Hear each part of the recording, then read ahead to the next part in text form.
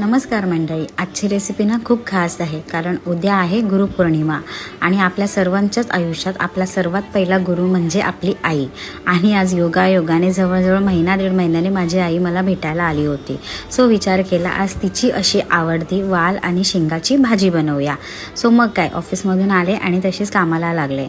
तर इथे मी सर्व साहित्य म्हणजे बटाटे, वाल, शेंगा सर्व घेतलं आहे, व्यवस्थित साफ करून कट करून. त्यानंतर आमचा जो कोकणी मसाला असतो त्यासाठी लागणारं खोबरं, कांदा, लसूण हे सर्व मी भाजून घेतलं आहे आणि ते मिक्सरमध्ये ग्राइंड करून घेतलं आहे.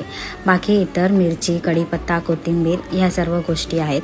जर तुम्हाला आमच्या कोकणी मसाल्याची रेसिपी पाहिजे असेल तर नक्की मला कमेंट करा, मी तुम्हाला पूर्ण रेसिपी देईन. त्यानंतर तेलामध्ये हिंग, कढीपत्ता, मिरची, कांदा, टोमॅटो हे सर्व टाकून ते छान असं मी फ्राय करून घेतलं आहे.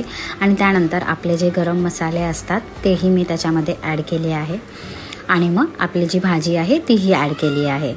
तर ही जी वालाची भाजी आहे ह्याच्या लहानपणीच्या माझ्या खूप आठवणी आहेत, कारण घरात जेव्हाही उपवास असायचा ही भाजी कंपल्सरी आमच्या घरात बनायची. आणि ती मम्मीची हातची जी टेस्ट होती ना ती तर अप्रतिम. ती टेस्ट तर मला कधी येऊ शकत नाही माझ्या हाताला, पण आज जे काही मी आहे, जी काही थोडी मला माझ्या हातामध्ये ही कुकिंगची कला आहे ह्याचं सर्व श्रेय मी माझ्या आईला देते. आणि तिच्यासाठीच तिची अशी फेवरेट मी आज भाजी बनवण्याचा प्रयत्न केला होता. नक्की तिला आवडेल. सो तुम्ही पण नक्की ट्राय करा आणि उद्या गुरुपौर्णिमाचा तुमच्याकडे काय बेत आहे हे नक्की सांगा. Thank you so